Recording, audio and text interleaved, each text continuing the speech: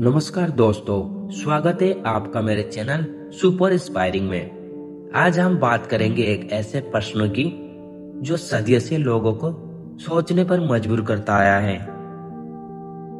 कौन श्रेष्ठ है, कर्मयोग या भक्ति योग? क्या ईश्वर तक पहुंचने का रास्ता कर्म से होकर जाता है या प्रेम और भक्ति से? चलिए जानते हैं गीता और आध्यात्मिक दर्शन के प्रकाश में इसका गहरा अर्थ है। सबसे पहले बात करते हैं कर्मयोग की। भगवान श्री कृष्ण ने गीता में कहा है, कर्म या विधास्ते मां फलेतु कदाचन, अर्थात तुम्हारा अधिकार केवल कर्म करने में है, फल में नहीं। कर्मयोग का मतलब है अपने कर्तव्य को पूरे समर्पण और निस्वार्थ भाव से करना। यह वो मार्ग है जहाँ व्यक्ति ईश्वर का कर्म के माध्यम से पहचानता है, चाहे वो एक शिक्षक हो, डॉक्टर हो, किसान हो या गृहस्थी। हर काम जब निस्वार्थ भाव से किया जाए वो साधना बन जाता है। कर्मयोग हमें सिखाता है, काम करो पर आसक्ति से नहीं। यही मन को शांति और आत्मा को बल देता है। अब बात करते हैं भक्ति योग की। भक्ति योग वो मार्ग है जहाँ साधक ईश्वर को प्रेम और समर्पण से पाने की कोशिश करता है। यह भावनाओं का मार्ग है।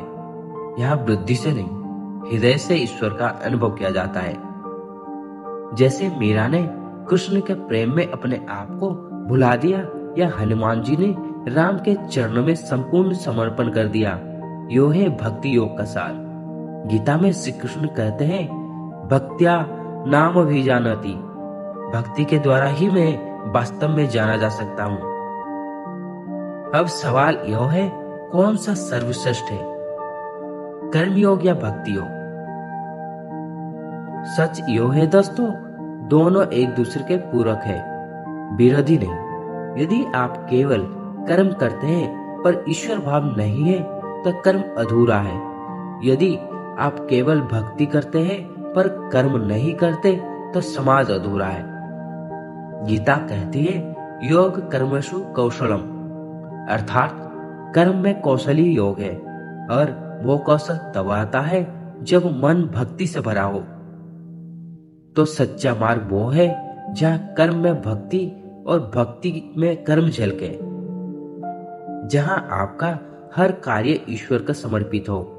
तो दोस्तों, निष्कर्ष यही है, कर्मयोग और भक्ति योग दोनों ईश्वर तक पहुंचने के दो पथ हैं, पर मंजिल एक ही है, ईश्वर से एकत्व। अगर आप कर्म करते समय भक्ति का भाव रखेंगे और भक्ति करते समय कर्म को जिम्मेदारी नहीं भूलेंगे तो आपका जीवन अपने आप योगमय बन जाएगा।